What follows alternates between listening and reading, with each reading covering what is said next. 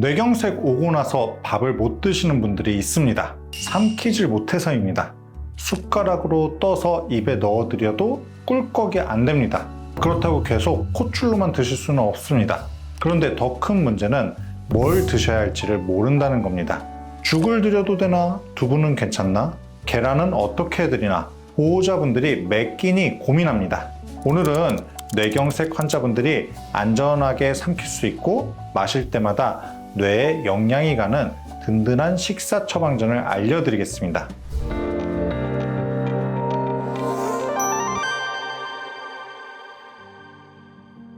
건강의 시작은 집에서부터. 안녕하세요. 김영진의 하우스피탈 한의사 김영진입니다. 뇌경색은 뇌혈관이 막혀서 뇌세포가 죽는 병입니다. 문제는 삼키는 동작도 뇌가 제어한다는 겁니다. 뇌간이나 대뇌피질의 특정 부위가 손상되면 음식을 입에서 식도로 넘기는 연하 기능이 망가집니다. 이것을 연하장애라고 합니다. 연하장애가 있는 상태에서 일반 식사를 강행하면 음식이 식도 대신 기도로 들어갑니다. 이것이 흡인성 폐렴입니다. 뇌경색 환자가 회복 중에 돌아가시는 가장 흔한 이유 중 하나입니다. 그래서 뇌경색 환자분들의 식사는 두 가지를 동시에 해결해야 합니다. 첫째, 안전하게 넘어갈 수 있는 점도여야 합니다. 둘째, 손상된 뇌세포를 살리는 영양이 들어있어야 합니다. 오늘 소개해드릴 식사 처방전은 이 두 가지를 한 번에 해결합니다. 그리고 한 끼 식사로도 충분히 배가 찹니다. 오늘의 재료는 마트에서 구하기 쉬운 것들입니다. 찐 고구마, 검은깨, 호두, 그리고 강황, 두유입니다. 이 네 가지가 한의학의 군신좌사 원리에 따라 각자의 역할을 나눠 맡아 뇌를 살립니다. 첫 번째는 찐 고구마입니다. 고구마는 이 식사 처방의 뼈대를 잡는 군 역할입니다. 뇌경색 환자분들에게 가장 시급한 것이 두 가지입니다. 한 끼를 버틸 수 있는 에너지, 그리고 뇌혈관을 살리는 영양. 고구마는 이 두 가지를 동시에 해결합니다. 복합 탄수화물이 천천히 분해되면서 혈당을 급격히 올리지 않고 오랫동안 포만감을 유지시켜 줍니다. 뇌경색 환자는 뇌에 안정적인 포도당 공급이 중요한데 고구마의 완만한 당 공급이 딱 그 역할을 합니다. 여기에 고구마의 자색 색소인 안토시아닌과 베타카로틴은 뇌혈관 내벽의 산화 손상을 막아주는 강력한 항산화제입니다. 믹스에 넣으면 자연스러운 단맛과 걸쭉한 점성이 생겨 연하장애가 있는 분들도 안전하고 맛있게 넘길 수 있습니다. 두 번째는 검은깨입니다. 검은깨는 고구마를 도와 뇌세포를 직접 복구하는 재료입니다. 한의학에서 검은깨, 즉 흑지마는 뇌수를 채우고 신정을 자양하는 대표 약식입니다. 뇌경색 이후 뇌세포가 손상되고 기억력이 흐려지는 것을 한의학에서는 정혈이 뇌를 채우지 못하는 상태로 봅니다. 검은깨에는 세사민, 세사물 같은 강력한 항산화 성분이 있어 손상된 뇌세포 주변에 염증을 억제하고 남아있는 신경세포를 보호합니다. 또한 레시틴이 풍부하여 뇌세포막을 복구하는 재료를 직접 공급합니다. 곱게 갈리면서 고구마와 어우러져 부드러운 점성을 더욱 높여줍니다. 세 번째는 호두입니다.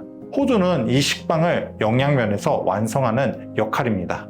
호두 껍질을 열어 속을 열어보면 마치 나는 뇌를 위한 음식이야 라고 말하는 것처럼 뇌의 주름과 놀랍도록 닮아 있습니다. 호두의 오메가3 지방산, 특히 알파 리놀렌산은 뇌세포막을 유연하게 하고 혈전이 다시 생기는 것을 억제합니다. 뇌경색의 가장 큰 적은 재발입니다. 호두를 매일 드시는 것만으로도 재발 위험을 줄이는 데 도움이 됩니다. 불포화 지방산이 풍부해 칼로리 밀도를 높여주는 역할도 합니다. 호두 두 알이 들어가면 이 식빵 전체가 든든한 한 끼의 무게를 갖게 됩니다. 네 번째는 강황두유입니다. 강황두유는 세 가지 재료를 뇌까지 전달하는 베이스 역할을 합니다. 먼저 두유의 콩 단백질은 뇌신경 전달 물질인 도파민과 세로토닌을 만드는 데 필요한 아미노산을 공급해줍니다. 뇌경색 이후 우울감이나 무기력함을 호소하는 분들이 많은데 이러한 신경 전달 물질의 균형이 무너지는 것도 하나의 원인으로 알려져 있습니다. 여기에 강황가루를 4분의 1티스푼 넣어줍니다. 강황의 핵심 성분인 커큐민은 혈액 뇌장벽을 일부 통과할 수 있는 것으로 알려져 있으며 뇌 안에서 항염증과 항산화작용을 기대하는 연구들이 활발히 진행되고 있습니다. 쉽게 말해 뇌 조직에 직접 도달해 신경세포를 보호하는 데 도움이 될 가능성이 있다는 것입니다. 또 하나의 장점은 따뜻하게 데운 두유입니다. 체온과 비슷한 온도의 두유는 삼킬 때 식도에 부담을 덜 주기 때문에 뇌경색 후 삼킴이 불편하거나 식도 경련이 있는 분들도 조금 더 편안하게 드실 수 있습니다. 다만 한 가지 주의하실 점이 있습니다. 와파린과 같은 항응고제를 복용하고 계신 분들은 강황을 꾸준히 드시기 전에 반드시 주치의와 상의하시기 바랍니다.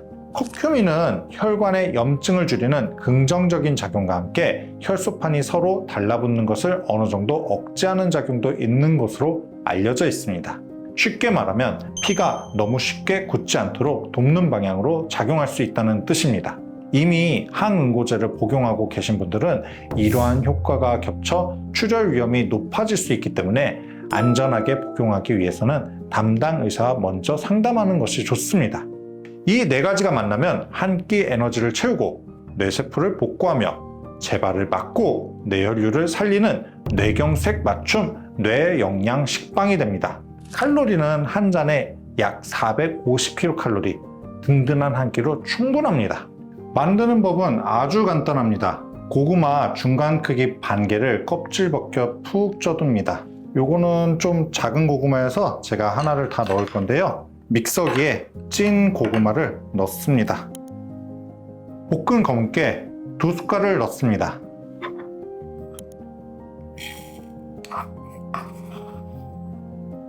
호두 2알을 넣습니다. 강황가루 4분의 1티스푼을 풀어 따뜻하게 데운 두유 200ml를 붓습니다.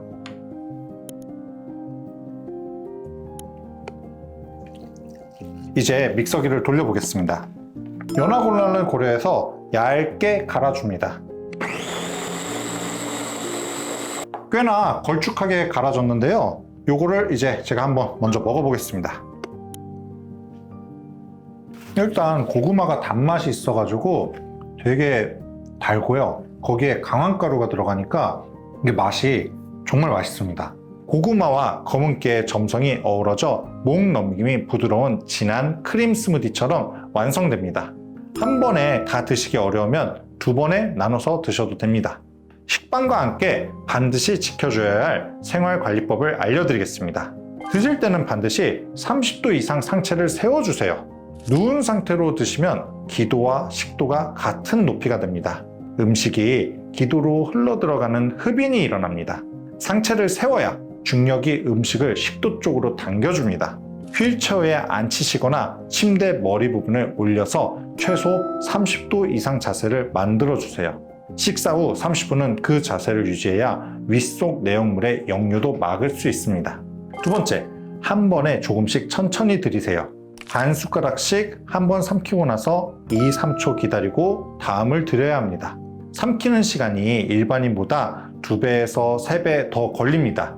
급하게 먹이려 하면 반드시 사고가 납니다. 느린 것이 안전한 것입니다. 보호자 여러분, 뇌경색 이후 밥 한 끼 드리는 것이 이렇게 전쟁 같을 줄 몰랐을 겁니다.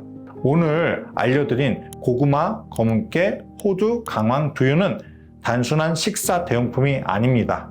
막힌 뇌혈관 주변에 살아있는 신경세포들에게 에너지와 영양을 동시에 공급하고 다시 타오르게 만드는 치유의 한 잔입니다. 매일 아침 이 한 잔이 쌓이면 환자분의 뇌는 조금씩 살아납니다. 포기하지 마십시오. 혼자 끙끙 앓지 마세요. 여러분이 다시 웃으실 수 있게 제가 끝까지 돕겠습니다.